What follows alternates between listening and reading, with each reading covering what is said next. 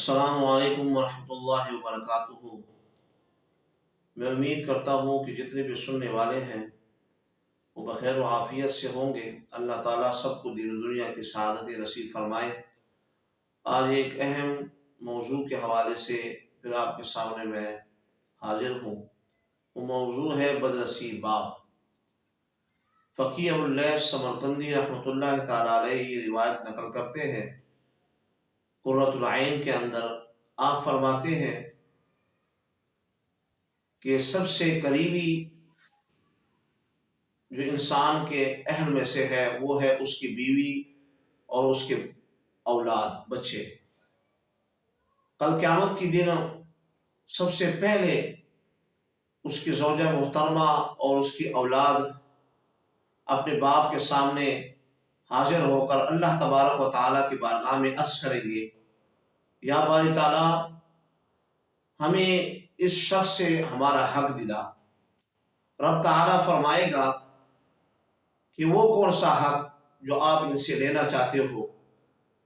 تو یہ اس کی بیوی اور اس کے بچے عرض کریں گے، اے باری تعالیٰ اس شخص نے ہمیں دینی امور کی تعلیم ہمیں نہیں دی، یعنی ہمیں نماز کے حوالے سے، زکوٰۃ کے حوالے سے، دیگر جو دینی امور ہے اس حوالے سے اس نے ہماری تربیت نہیں فرمائی، تو ہمیں اس سے حق چاہیے، اور اس نے ہمیں حرام کھلایا۔ تو رب تعالیٰ کے فرشتے اس شخص کو جہنم میں لے جا کر اتنا ماریں گے کہ اس کا گوشت جو ہے وہ جسم سے جڑ جائے گا۔ اللہ اکبر! دیکھیے کہ بیوی اور اس کے اولاد اس سے حق لے رہے ہیں۔ قیامت کے حالات بہت ہی ہولناک ہے۔ اب روایت کے اندر آتا ہے کہ فرشتے جو ہے پہاڑ کے برابر اس کے نیکیاں لائیں گے، اور پھر اس کے بچوں میں سے ایک بچہ حاضر ہوگا اور رب تعالیٰ سے فرمائے گا کہ اس سے میں اپنا حق لینا چاہتا ہوں۔ وہ اس کے نیکیوں میں سے کچھ نیکیاں لے لے گا۔ پھر دوسرا بچہ حاضر ہوگا، رب تعالیٰ کی بارگاہ میں عرض کرے گا، اے بار تعالیٰ اس نے ہمیں سود کا پیسہ کھلایا، تو آج مجھے اس سے نیکیاں لینی ہے، مجھے نیکیوں کی ضرورت ہے۔ تو رب تعالیٰ اسے بھی اس شخص کے نیکیوں میں سے نیکی عطا فرمائے گا۔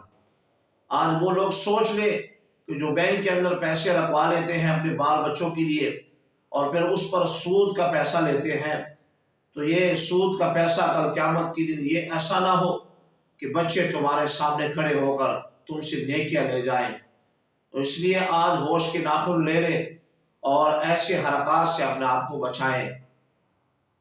پھر روایت کے اندر آتا ہے کہ سب نیکیاں اس کے اہل و عیال میں سے جو قریبی ہے، بیوی ہے، بچے ہیں، وہ لے جائیں گے، اور جب وہ لے کر جا رہے ہوں گے جنت کی طرف، تو یہ حسرت و الم کے اندر، رنج کے اندر جو ہے وہ انہیں دیکھے گا اور بڑا پریشان ہوگا کہ انہی کی خاطر میں نے حرام اور حلال کی تمیز نہیں کی، دن رات ان کے لیے کماتا، اور آج یہی بچے مجھے جو ہے گناہ دے کر اور مجھے جو ہے مجھ سے نیکیاں لے جا کر خود تو جنت پہ جا رہے ہیں اور مجھے جو ہے جہنم کی طرف جو ہے دھکیل رہے ہیں۔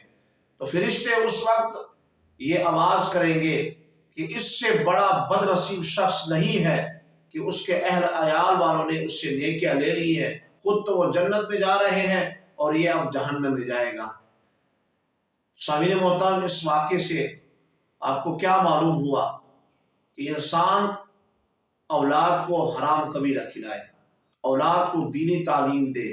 میں یہ نہیں کہتا کہ آپ اسکول کی تعلیم نہ دیں، میں یہ ضرور کہوں گا کہ آپ دین کی تعلیم اتنی دے کر جائیں کہ وہ فرائض واجبات اور سنتوں کا صحیح جو ہے وہ ادراک کر سکے اور وہ اپنی جگہ پہ ادا کر سکے۔